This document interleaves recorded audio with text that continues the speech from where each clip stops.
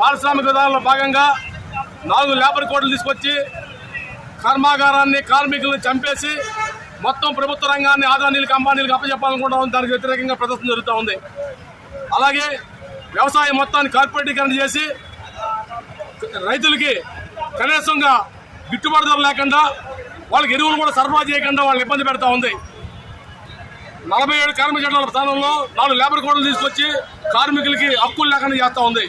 Visakhapatnam steel plant 3 లక్షల కోట్ల ఆస్తిని ఆదానికి అంబానికి అప్పచెప్పడం కోసం మేము పోరాడుతూ ఉన్నాం 4 సంవత్సరాల నుంచి.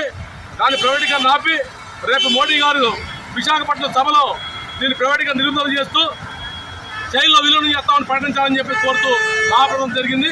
ఈ మహాప్రదర్శన నుంచి కార్మికుల జోలికి, కర్షకుల జోలికి, వ్యవసాయ కార్మికుల జోలికి వస్తే మీ ప్రభుత్వాలు కాలపకర్మలు కలిసిపోతారు హెచ్చరిక చేస్తూ ఈ సభ నిర్వహిస్తా ఉన్నాం. ఈరోజు దేశవ్యాప్తంగా కార్మిక కర్షక ప్రజా వ్యతిరేక విధానాలు అవలంబిస్తున్న బీజేపీ పాలనకు వ్యతిరేకంగా దేశవ్యాప్తంగా నిరసన కార్యక్రమాలు ప్రారంభించడం జరిగింది.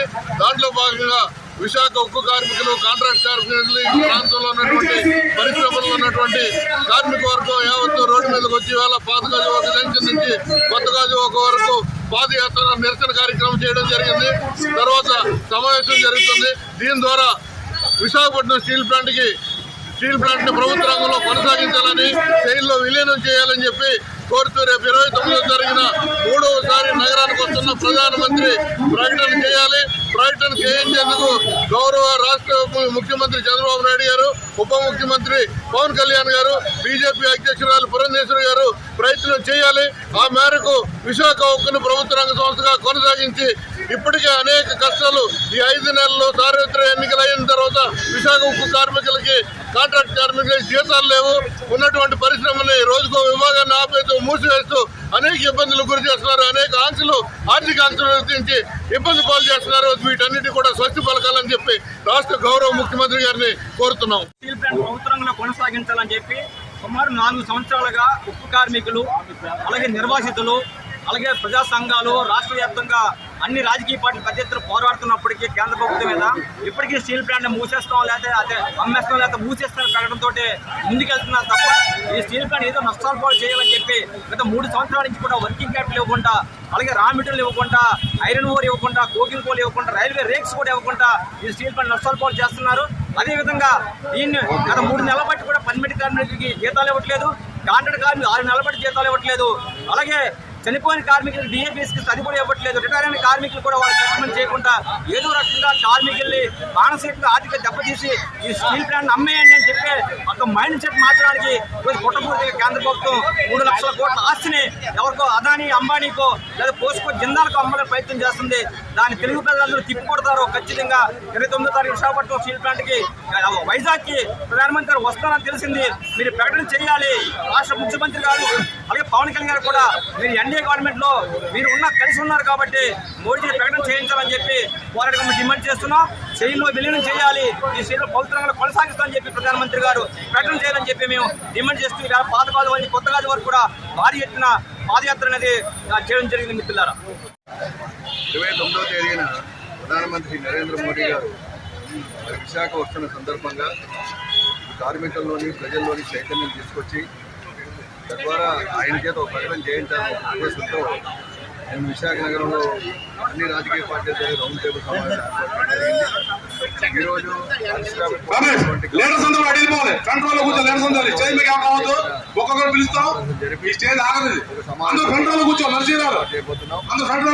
సందర్భంలో 27వ తేదీన మేధావులతో సదస్సు పెట్టి తేదీన ఉదయం నుంచి 29వ తారీఖు రాత్రి వరకు 36 గంటల పాటు నిరాహార దీక్ష కూడా చేపట్టాలని, తద్వారా కేంద్రంపై అన్ని రకాల ఒత్తిడి తీసుకురావాలని, విశాఖపట్నం స్టీల్ ప్లాంట్ ప్రభుత్వం అలానే ఇది మైన్స్ లేని కారణంగా ఈ సెయిల్లో విలీనం చేస్తామని స్పష్టమైన ప్రకటన చేయించాలని డిమాండ్తో మహాప్రదర్శన కార్యక్రమం చేపట్టడం జరిగింది.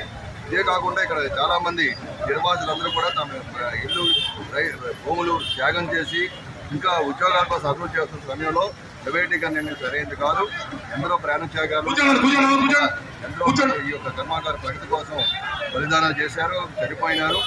ఇటువంటి పట్టించుకోకుండా ఈ కంపెనీ ద్వారా మీకు 50,000 పనులు మీరు పెట్టుబడి పెట్టి కేవలం 5,000 రూపాయలు మాత్రమే మరి ఇటువంటి సందర్భంలో అనేకమైన కార్పొరేట్ కంపెనీలు కానివ్వండి, అనేకమైన కార్పొరేట్ సెక్టర్కి మీరు రుణమాఫీలు చేసి వారందరికీ కూడా మరి రెడ్ కార్పెట్ పరిచి వారందరినీ ఎంకరేజ్ చేస్తున్నప్పుడు ప్రభుత్వ రంగ సంస్థ అయినటువంటి జాతీయ సూత్రం కాపాడకుండా ఇష్టానుసారం ఎవరికి అమ్మేస్తా ఉంటే చూస్తూ ఊరుకోమని చెప్పడానికి ఇటువంటి కార్యక్రమం నిర్వహించాం. దీని మీద అందువల్ల స్పష్టమైన ప్రకటన చేసి మరి విశాఖ నుంచి వెళ్ళాలని ఖచ్చితంగా కేంద్ర ప్రభుత్వం బాధ్యత వహించాల్సి కార్మికులు కానీ అధికారులు కానీ కావాల్సిన జీతాలు కూడా కోల్పోతున్నారు. ప్రొడక్షన్ ఈ మధ్యకాలంలో ఉత్పత్తి పెంచినా సరే మేనేజ్మెంట్ రకరకాల నిరంకుశ విధానాలు ప్రవేశపెట్టి మొత్తం కార్మిక వర్గాన్ని నిర్వీర్యం చేయాలని చెప్పే దుర్బుద్ధితో ముందుకు సాగుతున్న తరుణంలో కార్మికులందరూ మరి కన్నులు తొక్కి ఈ పెద్ద ఎత్తున పాల్గొన్నందుకు ధన్యవాదాలు తెలియజేస్తూ ప్రధానమంత్రి గారు నిజంగా తెలుగు ప్రజల పట్ల మమకారం ఉన్నా, తెలుగు ప్రజల పట్ల ఏమాత్రం అభిమానం ఉన్నా వెంటనే ఆయన ఏదైతే గతం నిర్ణయం తీసుకున్నారో ఆ నిర్ణయాన్ని ఉపసంహరించుకొని విశాఖపట్నం స్టీల్ ప్లాంట్ ప్రభుత్వాలను కొనసాగించి కంపెనీకి మైన్స్ ఇస్తాం, లేదనుకుంటే శైలిలో విలీనం చేస్తామని స్పష్టమైన ప్రకటన చేయాలని డిమాండ్ చేస్తాం.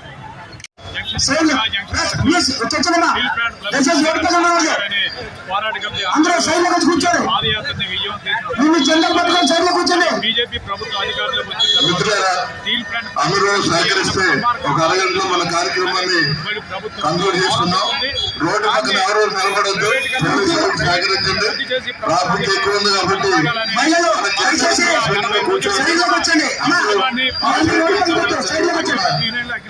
సీట్లు ఉన్నాయి. వచ్చిన వాళ్ళందరూ కూడా సీట్లో కూర్చున్నట్టయితే మన కార్యక్రమాన్ని ప్రారంభించి ఒక అరగంటలో కంక్లూడ్ చేసుకున్నాం. దయచేసి అందరూ కూడా ఈ కేటాయించిన సీట్లో కూర్చోవాల్సిందిగా మరి ప్రభుత్వం అవలంబిస్తుంది. ఇప్పటికైనా సరే కూటమి సభ్యులు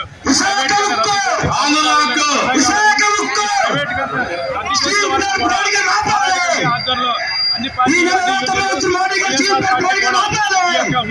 పూర్తిగా ఈ యొక్క ఉద్యమానికి పూర్తిగా కోరుకుంటే అవకాశం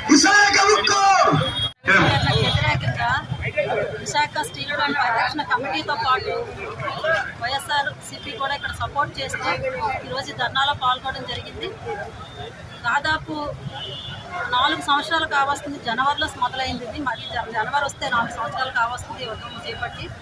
ఇప్పటికీ కూడా ప్రధాని మోడీ తన చెవులకు వినిపించట్లేదు. ఇక్కడ ఉన్నటువంటి కార్మికులు అలాగే మన నిర్వాసితులు అందరూ కూడా వినిపించట్లేదు, వాళ్ళకి కనిపించట్లేదు.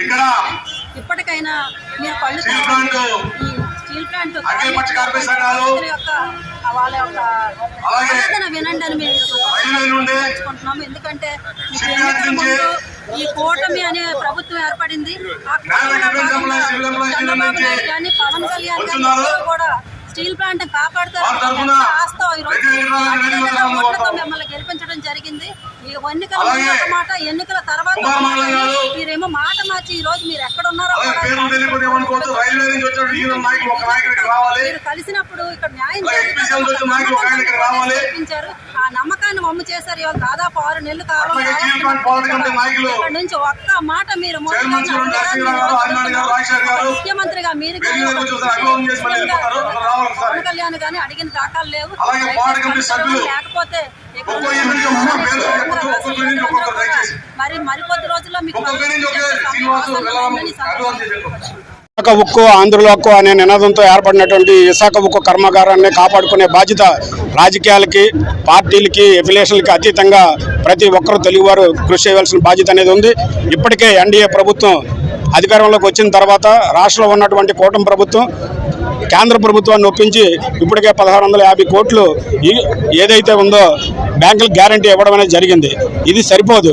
రాబోయే కాలంలో ఈ విశాఖ ఉక్కు కర్మాగారం పూర్తిగా సెయిల్లో విలీనం చేయాలి. అలాగే కార్మికులకు రావాల్సినటువంటి అన్ని హక్కులు కూడా ఉక్కు యాజమాన్యం తొంగలో తొక్కడం జరిగింది. హెచ్ఆర్ఏలు లేపేశారు, అలాగే కరెంటు ఛార్జీలు పెంచేశారు, అలాగే విఆర్ఎస్ అనేది ఇంట్రడ్యూస్ చేశారు. ఇలాంటి దుందుడుకు చర్యలతో విశాఖ ఉక్కు యాజమాన్యం జవాబుదారీతనం లేకుండా ఒంటెద్దు పోకడలతో వెళ్తుంది. ఈ నేపథ్యంలో ఏదైతే కూటమి ప్రభుత్వం ఉందో చంద్రబాబు నాయుడు గారు, పవన్ కళ్యాణ్ గారు పెద్ద ఎత్తున మోడీ గారి మీద ఒత్తిడి తీసుకొచ్చి ఈ ప్లాంట్ రక్షణలో నడుం బిగిస్తారని చెప్పేసి మాకైతే